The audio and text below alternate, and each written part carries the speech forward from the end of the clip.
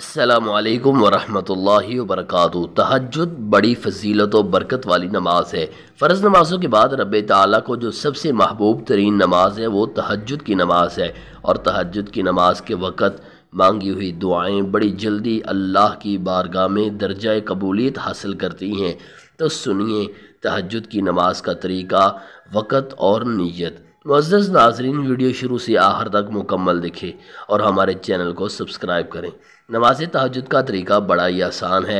सबसे पहले तो तहज्जुद की नमाज के वक़्त के मुतालिक जानिए कि तहज्जुद की नमाज का वक़्त इशा की नमाज के बाद से लेकर फजर की अज़ान आने से पहले तक बाकी रहता है। रात के किसी भी हिस्से में अगर आप सोकर उठ जाते हैं और इसके बाद चाहे 1 बजे हों, 12 बजे हों, ख्वाह 11 ही क्यों ना हुए हों, तो अगर आप उस टाइम तहज्जुद के नफल पढ़ना चाहते हैं तो आप उस वक़्त भी पढ़ सकते हैं।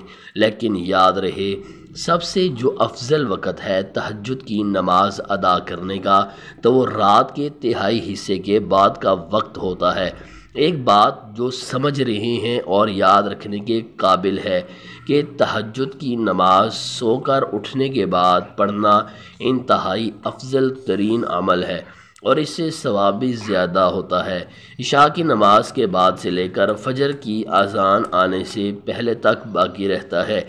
रात के किसी भी हिस्से में अगर आप सोकर उठ जाते हैं और उसके बाद चाहे 1 बजे हों, 12 बजे हों, ख्वाह 11 ही क्यों ना हुए हों, तो अगर आप उस टाइम तहज्जुद के नफल पढ़ना चाहते हैं तो आप उस वक़्त भी पढ़ सकते हैं। लेकिन याद रहे, सबसे जो अफजल वक़्त है तहज्जुद की नमाज अदा करने का तो रात के तिहाई हिस्से के बाद का वक्त होता है।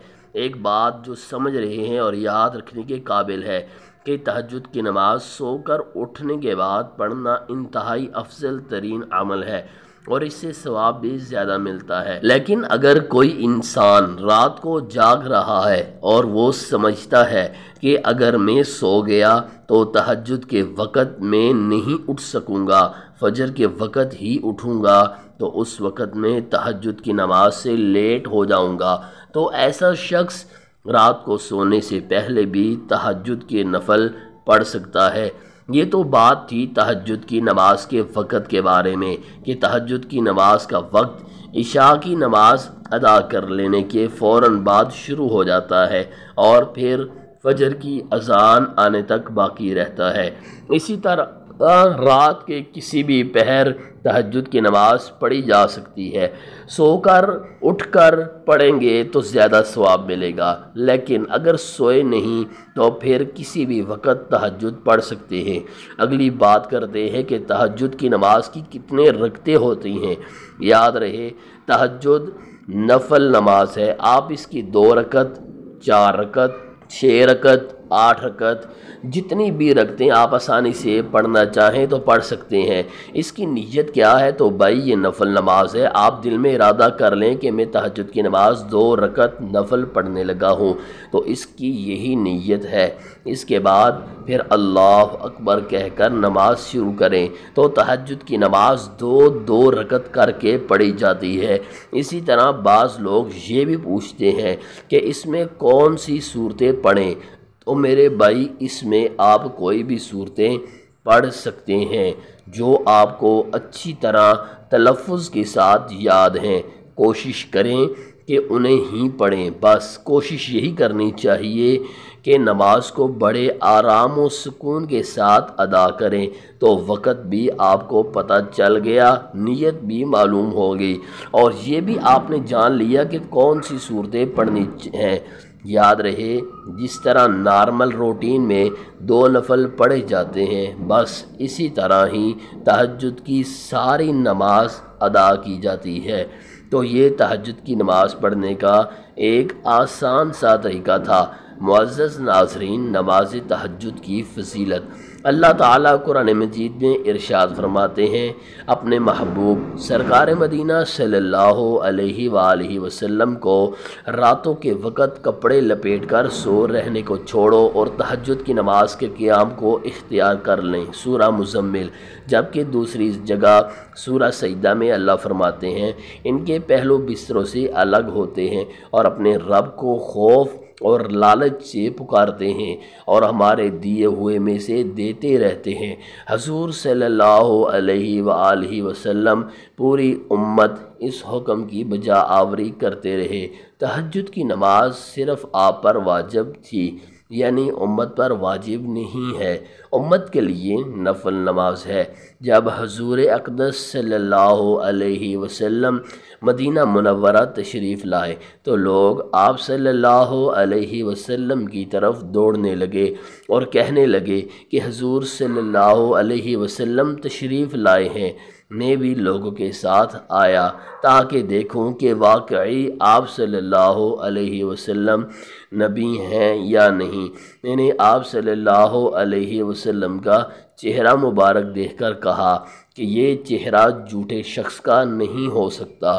وہاں پہنچ کر جو سب سے پہلا ارشاد حضور صلی اللہ علیہ وسلم کی زبان سے سنا وہ یہ تھا کہ لوگوں، آپس میں سلام کا رواج ڈالو اور غرباء کو کھانا کھلاؤ اور صلہ رحمی کرو، اور رات کے وقت جب سب لوگ سوتے ہوں تہجد کی نماز پڑھا کرو تو سلامتی کے ساتھ جنت میں داخل ہو جاؤ گے۔ قیام اللیل۔ حضرت علی سے مروی ہے کہ حضور اقدس صلی اللہ علیہ وسلم نے ارشاد فرمایا کہ جنت میں ایسے بالا خانے ہیں جو آپ گینوں کے بنے ہوئے معلوم ہوتے ہیں، ان کے اندر کی سب چیزیں باہر سے نظر آتی ہیں۔ صحابہ رضی اللہ عنہم نے عرض کیا، یا رسول اللہ، یہ کن لوگوں کے لیے ہیں؟ حضور صلی اللہ علیہ وسلم نے فرمایا، جو اچھی طرح سے بات کریں اور غرباء کو کھانا کھلائیں اور ہمیشہ روزے رکھیں اور ایسے وقت میں رات کو تہجد پڑھیں جب کہ لوگ سو رہے ہوں۔ ترمذی، ابن ابی شیبہ۔ حضرت بلال حبشی رضی اللہ عنہ سے روایت ہے کہ رسول اللہ صلی اللہ علیہ وسلم نے ارشاد فرمایا کہ تم رات کے جاگنے کو لازم پکڑو، کیونکہ یہ تم سے پہلے صالحین اور نیک لوگوں کا طریقہ ہے، اور رات کا قیام اللہ تعالیٰ کی طرف تقرب کا ذریعہ ہے اور گناہوں کے لیے کفارہ ہے، اور گناہوں سے روکنے اور حسد سے دور کرنے والی چیز ہے۔ قیام اللیل۔ حضرت ابو سعید خدری رضی اللہ عنہ سے روایت ہے کہ نبی کریم صلی اللہ علیہ وسلم نے ارشاد فرمایا کہ 3 قسم کے آدمیوں سے حق تعالی شانہ بہت خوش ہوتے ہیں۔ ایک اس آدمی سے جو رات کو تہجد کی نماز کے لیے کھڑا ہو، دوسرے اس قوم سے جو نماز میں صف بندی کریں، اور تیسرے اس قوم سے جو جہاد میں صف بنائے تاکہ کفار سے مقابلہ کریں۔ قیام اللیل۔ حضرت ابو ہریرہ رضی اللہ عنہ سے روایت ہے کہ نبی کریم صلی اللہ علیہ وآلہ وسلم نے ارشاد فرمایا کہ رمضان کے روزے کے بعد سب سے زیادہ فضیلت والا روزہ محرم کا ہے، اور فرض نماز کے بعد سب سے زیادہ فضیلت والی نماز رات کے وقت تہجد کی ہے۔ مسلم، مشکات۔ پرانے وقتوں میں نماز تہجد بڑی کثرت اور اہتمام کے ساتھ پڑھنے کا رواج تھا۔